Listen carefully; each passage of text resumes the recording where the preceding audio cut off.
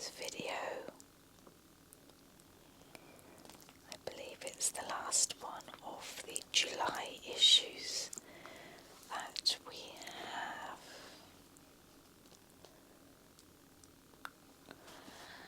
And if you've seen previous videos,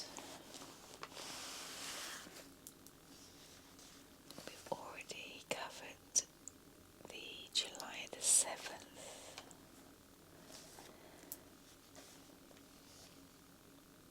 July the 14th, and all these are 1956. And the last one we did was July the 21st, 1956.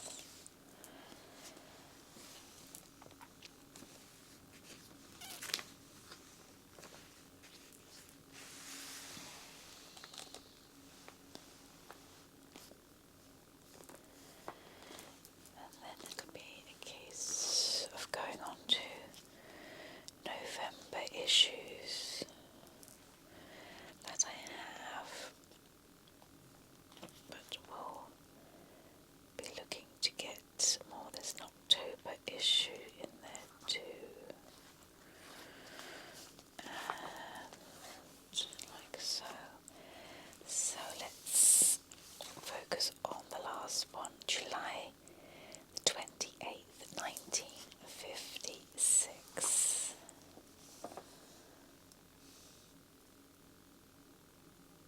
Marriage in Hollywood, Sid Cherie speaks out, clean up Filmland's posters.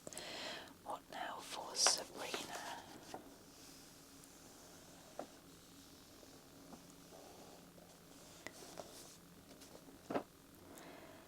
Kenneth Moore in Reach for the Sky. So let's take a little look together.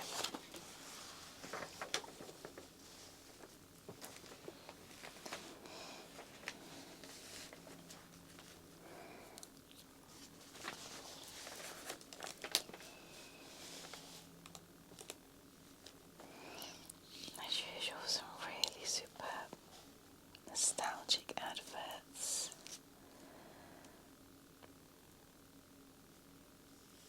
Marnie wave set is the best wave set under the sun. Pond's face powder. Who are you hiding behind your makeup? Bras and belts. White lilac. Let's take a look at the focus. Stop this Dean publicity. Who gets your star billing for screen kisses? That's the question Focus put to you, and now your replies are pouring in.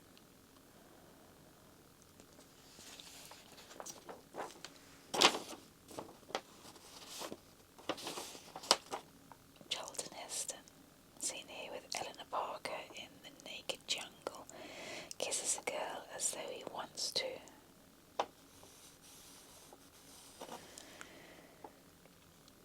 Mature stars are the best. The kissing of James Mason, here with a clinch with Jude Garland in A Star Is Born, is terrific.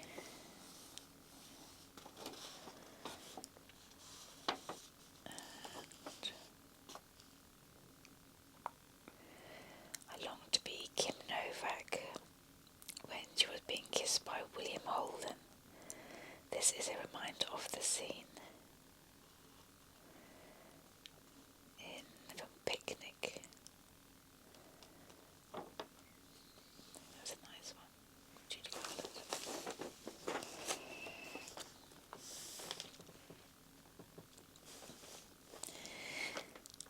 This article looks to be about let's put an end to the distasteful publicity about the death of James Dean. The report that his car is now being displayed to American teenagers is simply shocking. Oh, goodness. Agreed, morbid and disgusting is Guy Austin's verdict. Yeah.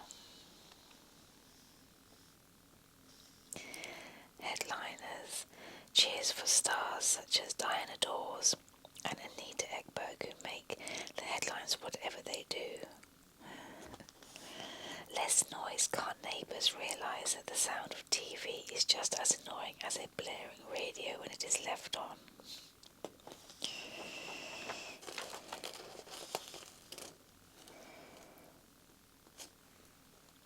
Any other ones? Oh, that's nice.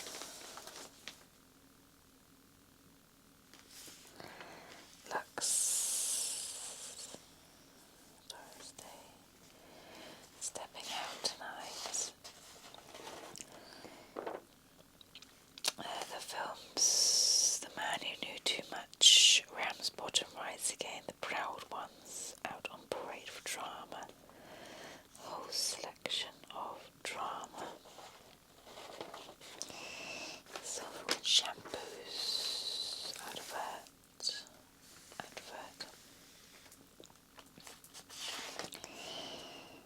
The dangers of marriage in Hollywood, by Sid Charisse. Getting married in Hollywood is not half as much fun, though twice as easy as trying to stay married. My authority is Sid Charisse, twice married, wife of Tony Martin and mother of two sons, Nicky age 14 and Tony 6. Miss Charisse talks of snipers, tactics and booby traps facing man and wife in Hollywood. She talks with the assurance of a high command general, makes filmlands marriages sound like running battles. Hollywood has not made it easy, she admits, to stay blissfully happy. For 8 years with Tony Martin, but having so far succeeded, Sid Charisse is a veteran of the Hollywood sex war. For the first year or two, she explains the snipers place bets all over town that it won't last. Then they get busy trying to cash in. It happened to Tony and me, of course, but they haven't been able to collect. That's the big difficulty. You never know. Mostly everyone who likes to think he has the inside story. Gossip, columnists, studio publicity men, even the girls at the hairdressers or waitresses.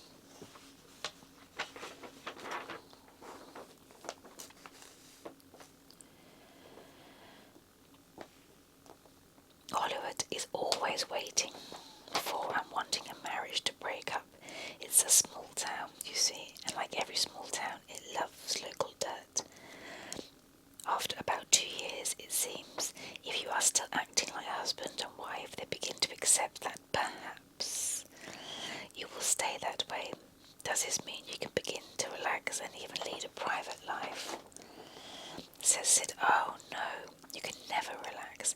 They're just waiting for you to do one thing that will start the buzz all over again. Tony and I often parted for long periods by our workload commitments, having to make a deliberate effort not to provide them with ready-made ammunition. We have our own friends, married and single, and it's accepted that we'll be seen with them alone. But if I should go out with someone else while Tony is working in New York, or if he does, that means trouble. It was tough at the beginning. There would be an item in the Los Angeles newspapers that Tony was having a thing with somebody in New York. Well, a girl is only human. You begin wondering, don't you? What other pitfalls require special care? Rivalry in your careers is a big danger, replies Sid. In our family, Tony is the breadwinner. He encourages me to have a career, but I also have my duties as a wife. I plan our meals, and I know the boys are to spend the day. But if husband and wife become jealous of each other's success, that doesn't make for love and kisses. One last point from the girl who seems to know all the angles on Hollywood marriages. Don't get the idea that there are few happily married people there. You just don't hear about many of them, that's all.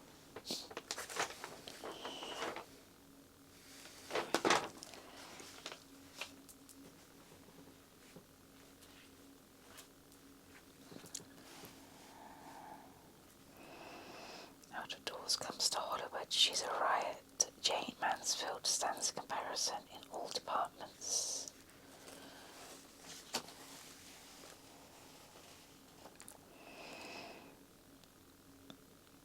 Right, so this is Dinah Dawes' article. Yes, I finally met Jane Mansfield, and because so many of you asked me to report on this delicious dish, here goes the verdict. Fabulous. For years, as you know, I've been likened to Marilyn Monroe and been very flattered, but not so Jane. Although she characterises Marilyn in the Broadway show Will Success Spoil Rock Hunter, she resents any suggestion that she is like Monroe. There's no there's no comparison. She snorts. Marilyn's only 38. I'm 40. That will give you some idea what to expect from this character. Walter Winchell wrote of her, Jane Mansfield is as beautiful as Marilyn Monroe in every department and effortlessly delivers the most devastating impression in years. Jane mesmerised this, repeated it to all her friends. Finally, after a week or so, she asked, "By the way, what does devastating mean?"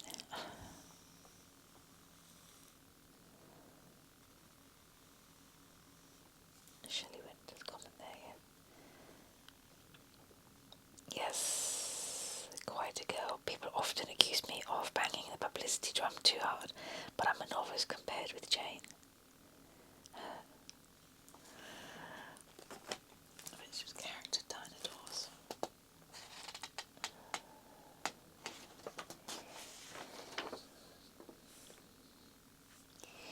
The Teenagers Festival.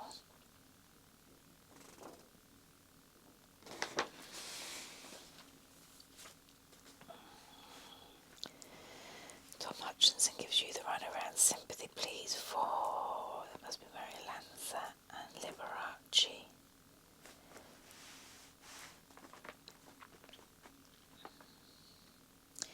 The toast is absent friends, and as you drink, please shed a few tears of sympathy for the gentlemen concerned, Lanza and Liberace.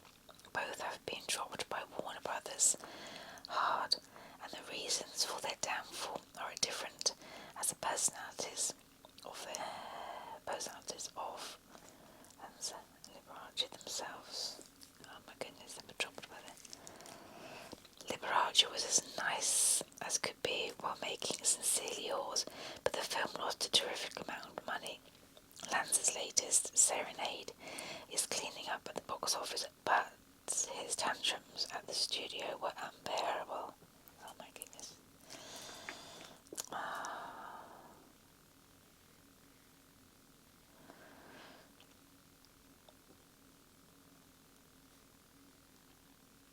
All of which boils down to this.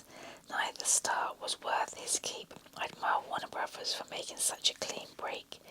It must have been a hard decision to part with two big names. For me, the saddest blow is Lance's departure. Even though Margaret Hicksman warned that his crown has been snatched by Orist, I thought he could make a comeback.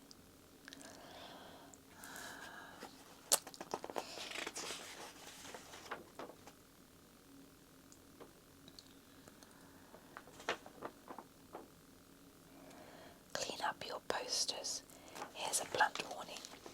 To film them, you must clean up your posters, and soon. If you don't, Picturegoers are going to do it for you, and that would mean a censorship mess that could bring trouble all around. Ooh. Stern words. Can Peck live them down, the 2 lost years? Gregory Peck.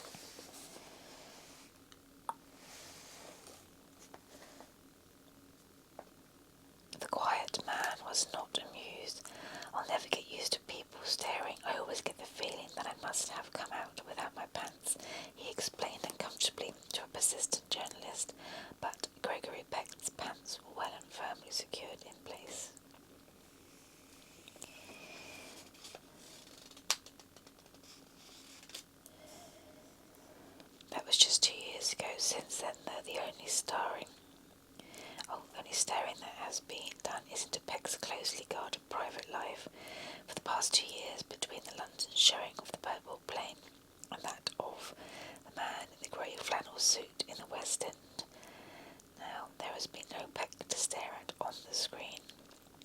So far as his film career is concerned, these are the 2 lost years of Gregory Peck, despite the fact that one of them was spent filming Moby Dick, which won't be shown here until the autumn.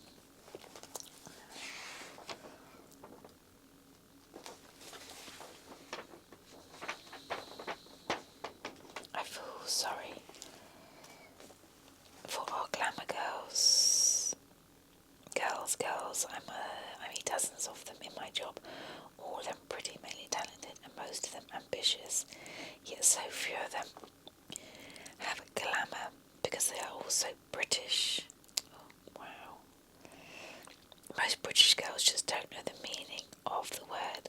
I'm talking about the youngsters who find their way to our studios. Frankly, most of them haven't got a hope. I mean, goodness me, real glamour. I was going to say, can't be talking about Joan Collins, but yeah, real glamour. Yes, some British girls have it. Dawn Adams at the top, Joan Collins, and Adrienne Corey, for example. Well, yes, Joan Collins is nothing but glamour. By the way, I am sneering at the girls. I'm honestly sorry for them, especially when an ordinary pretty girl from the continent, such as Françoise Arnaud, Brigitte Bardot, or Odile Versois, can come over here and get raves from the present studio star treatment. You can't blame British beauties peevishly asking what she has got that I haven't. I can tell them 3 vital things. Number 1, sex expression.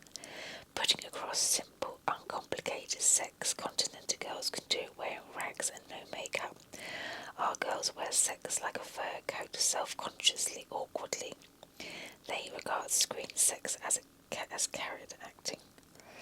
Self-confidence is number 2. Pick any foreign starlet, and she's brimming over with it. She carries that gaming quality as though it were a crown, doesn't mind looking a mess if it fits her mood. Our girls fuss far too much about their looks. And 3, not the fizzy type that can be turned on like a party mood, but that innate awareness and appreciation of living that makes picturegoers sit up and take notice. Many of our girls are frankly too ladylike to let their real feelings show.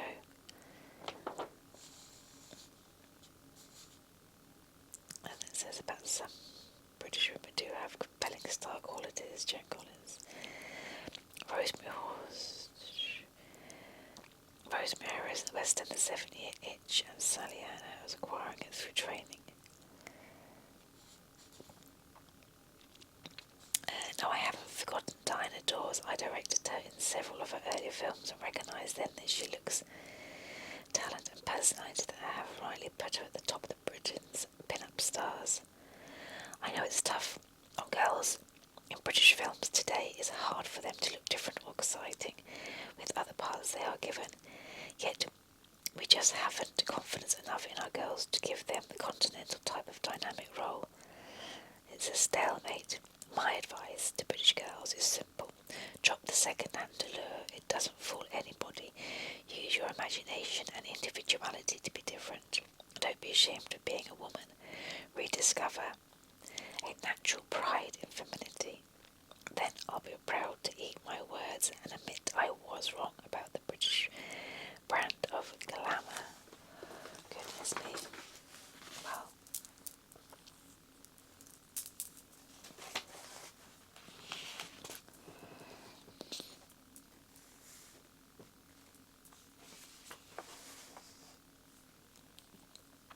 the most shocking story ever filmed. I have not yet seen The Bad Seed.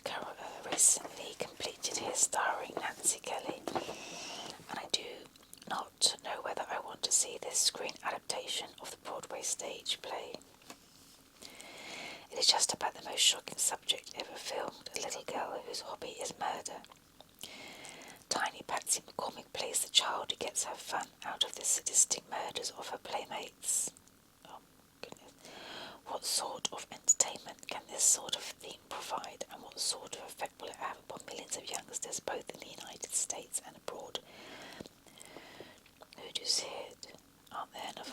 stories to go around. Gosh, I'd say so.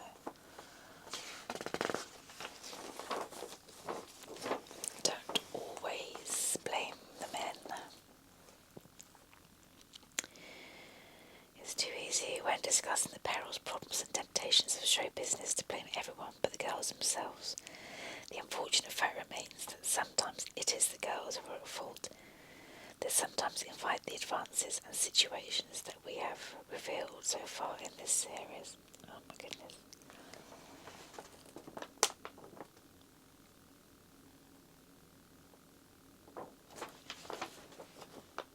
Don't get us wrong, the girls we have quoted, most of the girls we have met regret the sordid, bitter perils that face every youngster in show business, but there is the girl who was reprimanded by her agent for skipping gaily around the set in her underwear, flinging her arms around the men's necks, kissing them and calling them darling. When her agent warned her of the dangers, she snapped back, "You're interfering in my private life. I know what I'm doing." Maybe she did, which makes it worse. Other girls invite trouble unwittingly, perhaps by being too shy, too unsure of themselves, and some look for just trouble.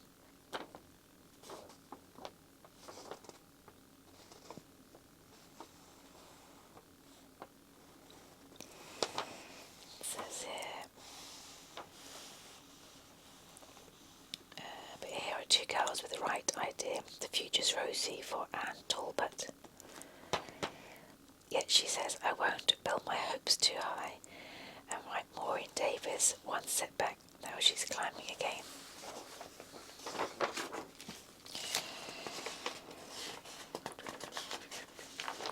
Marty Touch is back again. Wedding breakfast with a dash of Blarney. Broad ones, things in the week, moment of the week.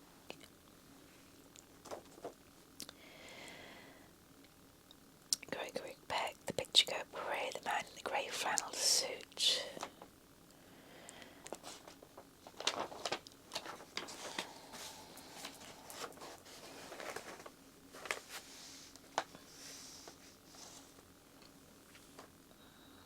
Rock and roll, let's laugh at rock and roll. When the last 50s magazine, they were about sort of hating on Elvis. There's going to be another article about that. Rock and roll has taken a heavy hammering from the press, censorship bodies, musicians, critics and the church, but they say if you really want to attack something strongly, the best way is to laugh at it, and that's just what the gag boys are doing on records. Right now, rock and roll is riding high, but it's not too high for the musical satirist to let fly their shafts of wit to bring down its exponents in gales of guffaws. Well, I don't think we're going to do it to Elvis. Chief targets for their barbs are Elvis Presley. Remember Tony Hutchinson's views in his runaround last week? Well, yes, that's what I was mentioning. And the rock and roll king himself, Bill Haley. Delighted. Presley was lampooned by Freebeg in his Ideal Heartbreak Hotel in Harlow. Nonny Donegan caught the backlash.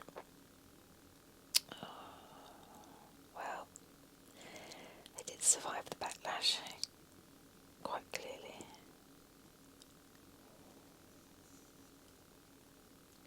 That's it in a nutshell, and laughter is the one thing that can pick the grossly over-inflated balloon of rock and roll. Well, rock and roll is here to stay. James goes west without that trumpet. Just the tunes. That girl who earned herself the wartime title of Force's Sweetheart Vera Lynn has 2 songs on her latest disc that might have been written specially for her. That's nice. I'll take her. Don't come back to me.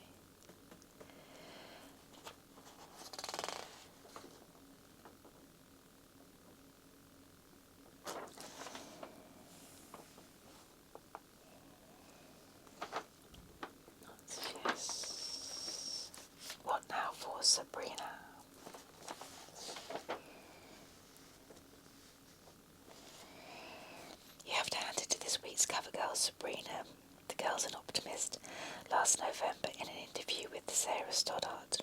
She talked enthusiastically about her new film, Ramsbottom Rides Again. She said, "I play Arthur Askey's dream girl. But what was it going to be? Just another disappointment like her stock car showing?" No, said the girl with the celebrated dimensions. Firmly, "It's going to be different this time. I'm working with people I know." Well, the film has turned out to be one good argument for not working with people you know. In Ramsbottom Rides Again, Sabrina has just 5 appearances. She saunters through the plot, wiggles her hips and flutters her eyelashes. Oh yes, she has a few words of dialogue too, such as "Get out and I'll take soup." If Sabrina was betting on staking a claim to film fame here, she was out of luck. Films are still taking Sabrina for a ride, cashing in simply on the figure she has put over on the TV screen. "Believe me," says Sabrina, "I'm serious about films. The trouble is that films don't seem to be serious about her. Or could it be that Sabrina, as an actress, just isn't worth being serious about?" Or harsh words.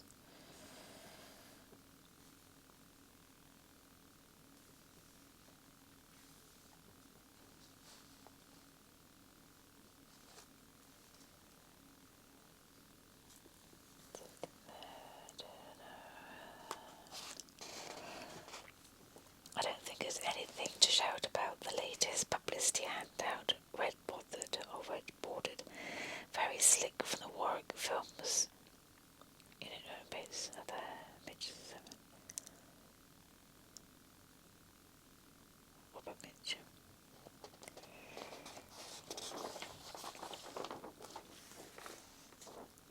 Adverts.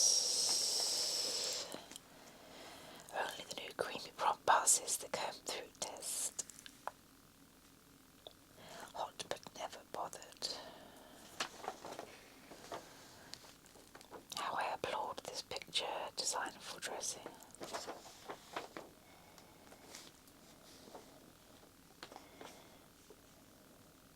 Barbara Bates. She needs no beauty aids. That's nice. The healthy glow.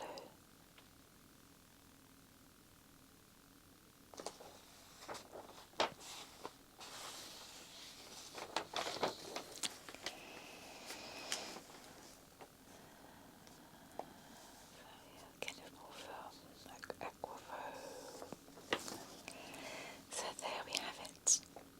Some interesting, somewhat possibly slightly controversial articles again.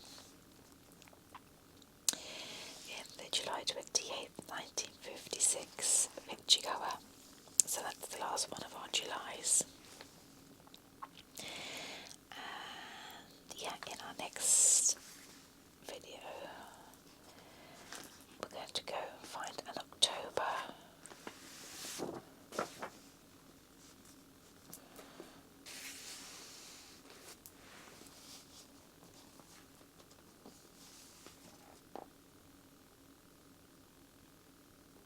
We'll start with that one in our next video. But thank you so much for joining me. I hope you found that little flip through as interesting as I do. And please take care of yourself. Be kind to yourself. And I'll see you again very soon. Bye bye for now.